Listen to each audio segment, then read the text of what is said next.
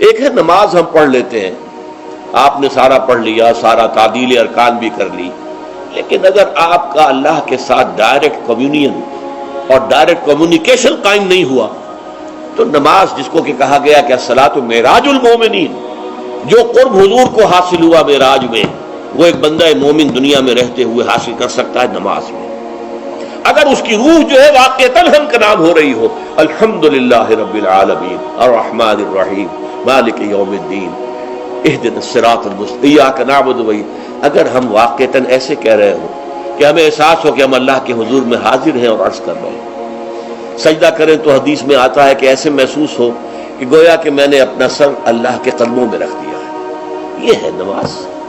اب جو گفتگو ہو رہی ہے یہ ہم کلامی ہے، الصلاۃ معراج المومنین، اہل ایمان کے حق میں یہ نماز جو ہے یہ معراج کے درجے میں، لیکن یہ نماز کیسے نصیب ہوگی اگر روح سوئی ہوئی ہے، دبی ہوئی ہے، پسی ہوئی ہے، مزمحل ہے یا مردہ ہے؟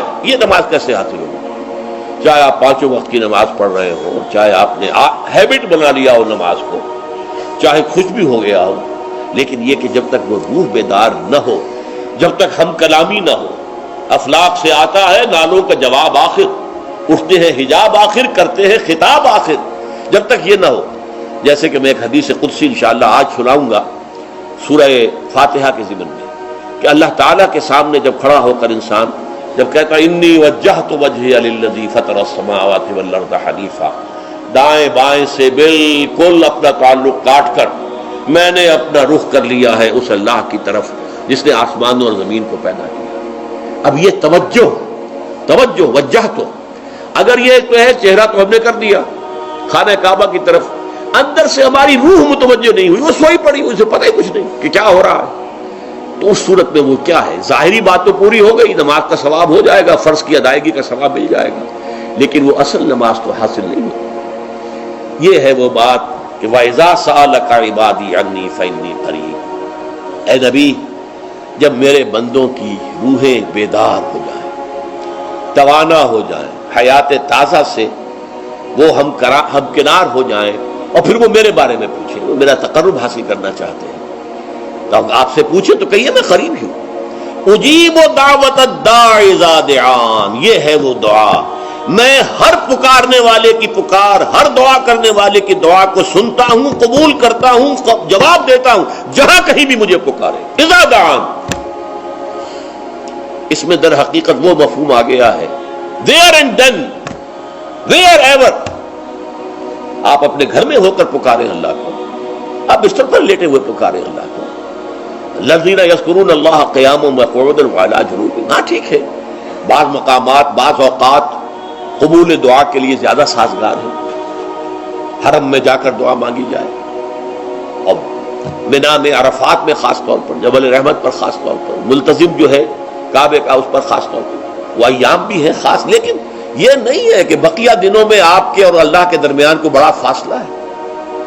یہ سارا دنیا میں مشرکانہ نظاموں نے تصور پیدا کیا، اللہ تو دور ہے دور ہے دور ہے دور ہے، پاک ہے پاک ہے پاک، تم ناپاک ہو ناپاک ہو ناپاک ہو، اور تم تو بڑی پستی میں پڑے ہو، تم اللہ سے براہ راست ہم کلام نہیں ہو سکتے۔ کوئی درمیانی چاہیے، کوئی لنکس چاہیے، کوئی پجاری ہوگا، کوئی پروہت ہوگا، کوئی پنڈت ہوگا، کوئی پیر ہوگا، کوئی پادری ہوگا، کوئی پوپ ہوگا، اس کے ذریعے سے تم اللہ سے ہم کلام ہو، خود نہیں۔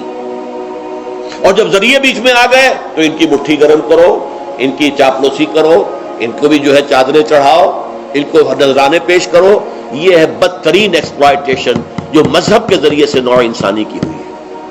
یہ 2 ایکسپلائٹیشن دنیا میں ہوئی ہے تاریخ انسانی میں، ایک بادشاہوں کی طرف سے خراج دو ہمیں، محنت تم کرو گے کھیت میں، آدھا حصہ ہمارے پاس آئے گا، ہم عیش کریں گے، ہم سٹینڈنگ آرمیز رکھیں گے تاکہ ذرا تم بغاوت کرو تو تمہارا سر کچل دیا جائے۔ یہ ایکسپلائٹیشن بدترین، مانگنے والا گدھا ہے، صدقہ مانگے یا خراج۔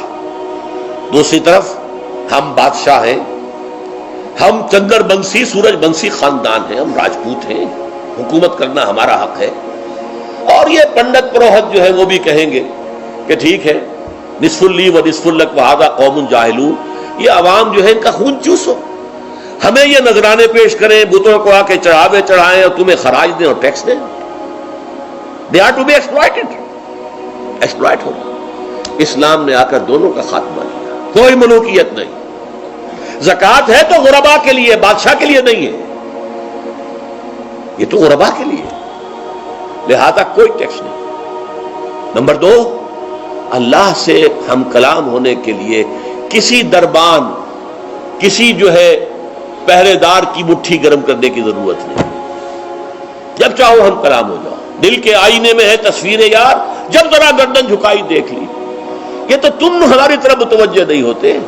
ہم تو ہر وقت کہتے ہیں، ہر شب کو آخری لمحات جو ہیں، آخری جو گھنٹے ہیں رات کے، سمائے دنیا تک ہم نزول فرما لیتے ہیں تمہارے لیے.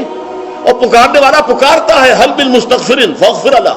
ہے کوئی استغفار کرنے والا کہ میں اسے بخش دوں؟ حل من سائل فاعطیہ. ہے کوئی مانگنے والا کہ میں اسے عطا کروں؟ تم ہی سو رہتے ہو، انٹا غفیر رہتے ہو، تمہیں ہماری طرف توجہ نہیں ہے. اگر ہماری طرف متوجہ ہو جاؤ تو جیسے کہ اقبال نے کہا کہ میرے لیے یہ دربان جو ہے، پیران کلیسا کو کلیسا سے اٹھا دو. کیوں خالق و مخلوق میں حائل رہے پردے؟